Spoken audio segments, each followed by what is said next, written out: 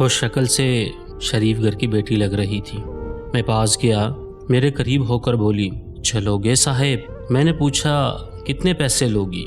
کہنے لگی، آپ کتنے دیں گے؟ میں نے اس کی نیلی سی آنکھوں میں جھانک کر دیکھا، وہ بے بس سی تھی۔ میں نے بولا، آؤ کار میں بیٹھو۔ وہ ڈر رہی تھی۔ کہنے لگی، کتنے آدمی ہو؟ میں نے کہا، ڈرو نہیں، میں اکیلا ہی ہوں۔ خاموش بیٹھی رہی۔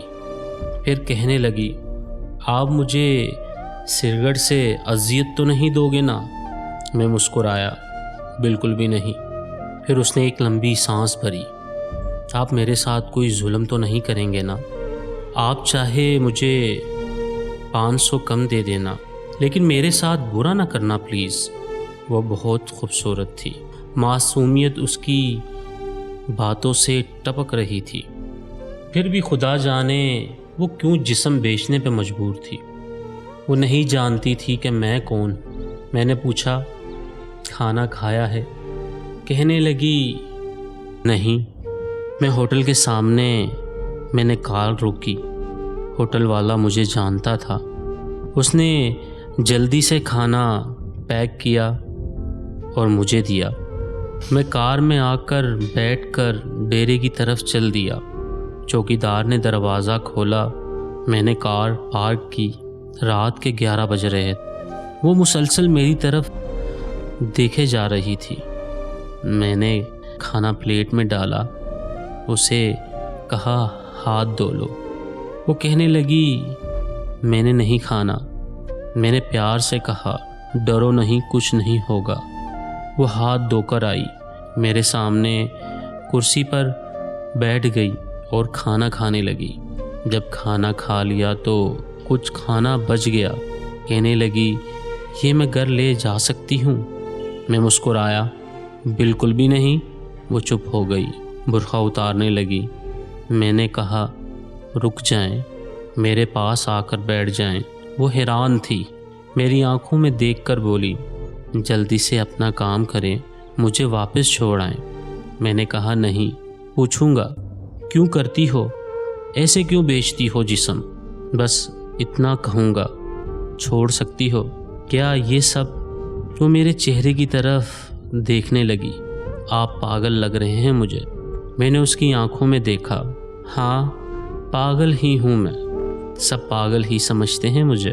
وہ کہنے لگی، اگر کچھ کرنا نہیں ہے تو مجھے واپس چھوڑ کر آؤ۔ میں نے اس کے سر پر ہاتھ رکھا، پھر پرس سے 10,000 نکالے، اس کے ہاتھ پہ رکھے۔ وہ حیران تھی، کہنے لگی، میں نے نہیں لینے، آپ کیوں دے رہے ہیں یہ پیسے مجھے؟ میں نے اس کے چہرے پہ ایک تھکن محسوس کی تھی۔ وہ اپنے آنسو روکے بیٹھی تھی، بار بار کہہ رہی تھی، مجھے بس واپس چھوڑ کر آؤ، مجھے ڈر لگ رہا ہے۔ میں نے اسے یقین دلایا، ڈرنے کی کوئی بات نہیں ہے۔ اچھا بتاؤ نا، بہت درد دیا ہے زندگی نے۔ یہ سننا تھا کہ اس کی آنکھیں نم ہو گئی تھیں، جیسے کوئی قیامت گر گئی ہو اس پہ۔ میں سمجھ چکا تھا، کوئی بہت بڑا درد لیے گھوم رہی ہے۔ دروازہ کھولا، کانپتی آواز میں بولی، مجھے چھوڑ کر آؤ واپس۔ میں نے اسے بیٹھنے کا کہا، بتایا، میرا نام مصطفیٰ ہے، ڈرو نہیں، خود کو محفوظ سمجھو۔ اسے جب یقین ہو گیا پریشانی والی کوئی بات نہیں ہے تو بتانے لگی، شوہر مر گیا، 3 بیٹیاں ہیں، سسرال والوں نے نکال دیا، ماں باپ فوت ہو چکے ہیں، بھائی کوئی ہے ہی نہیں۔ ماموں کے گھر آئی، ماموں کے بیٹے نے میرے ساتھ زیادتی کی۔ میں نے جب مامی کو بتایا تو سب نے مجھے غلط کہا، مجھے دھکے دے کر گھر سے نکال دیا۔ دور کے رشتہ دار نے ایک بڈھے سے میری شادی کروائی، اس کے بھی بچے تھے، اس کے بچوں نے مجھے بہت ذلیل کیا۔ پھر وہ شوہر بھی فوت ہو گیا۔ بیٹیوں کو لیے در بدر بھٹکنے لگی، نہ چھت تھی نہ روٹی تھی، بھوک افلاس تھی، سڑک پر کھڑی تھی۔ ایک صاحب آئے، کہنے لگے، 1 گھنٹے کے 5,000 دوں گا۔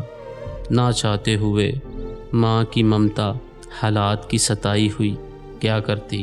آخر چل دی۔ اب ہر روز جسم بیچتی ہوں، کرائے کا گھر لیا ہے، بیٹیوں کو اکیلا چھوڑ کر آتی ہوں، کیا کروں؟ بہت بار سوچا خودکشی کر لوں، لیکن بیٹیوں کو دیکھ کر ہمت نہیں ہوتی۔ وہ رو رہی تھی، میں زمانے کی بے حیثی محسوس کر رہا تھا۔ اس نے اس کے سر پر ہاتھ رکھا، اسے کہا تمہارا بھائی ہے آج سے، تم اپنی بیٹیوں کو لو اور میرے ڈیرے کے اوپر والے ایک روم میں رہو۔ وہ یقین نہیں کر پا رہی تھی۔ کار میں بٹھایا، اس کے گھر پہنچا، بیٹیاں سوئی ہوئی تھیں، بہت پیاری تھیں، گود میں اٹھایا، دل کو سکون ملا۔ وہ مسلسل روئے جا رہی تھی، مجھے کہنے لگی آپ فرشتے ہیں۔ آپ کون ہیں؟ میں اسے اپنے آفس لے آیا، وہ دعائیں دینے لگی، جولی اٹھا کر نہ جانے کتنی دعائیں دیتی رہی۔ میں نے اسے کہا جا کر سو جائیں۔ میں اپنے ڈیرے میں گیا، میرے سامنے سے وہ چہرہ گزرا جو ایک لڑکی اپنے شوہر سے جھگڑ رہی تھی، اسے کہہ رہی تھی مجھے طلاق دو، تم کو میری قدر ہی نہیں ہے۔ وہ اپنا گھر جلا رہی تھی اپنی بے وقوفی کی وجہ سے۔ وہ بیچاری کیا جانے زمانے کی تلخیاں کیا ہوتی ہیں، زمانے کا ڈسنا کیا ہوتا ہے۔ میں بتانا چاہتا تھا اپنا گھر جان بوجھ کر اجاڑنے والی لڑکیوں کو طلاقیں لینا آسان ہے، اس کے بعد جینا موت ہے۔ کبھی ساس کا رونا، کبھی نند کا سیاپا، کبھی جٹھانی سے لڑائی، یہ ہر گھر کی بات ہے۔ اس کا ہرگز مطلب طلاق لینا یا گھر اجاڑنا نہیں۔ کم عمری میں ہی میرے سر کے بال سفید ہو گئے ہیں۔ ہزاروں آنکھوں کے آنسو دیکھ کر اپنے گھر کو آباد رکھو۔ عورت خدا کی قسم میرے معاشرے کی زنجیروں میں جکڑی ہوئی ایک قیدی ہے، کبھی باپ کی پگڑی پہ لٹ گئی تو کبھی ساس کے زہر آلودہ لہجے پہ، کبھی شوہر کی انا پہ خاک ہو گئی تو کبھی اولاد کی وجہ سے۔ مرد اگر سمجھ جائے میری اس تحریر کو تو شاید میرا معاشرہ بدل جائے۔ جزاک اللہ خیر۔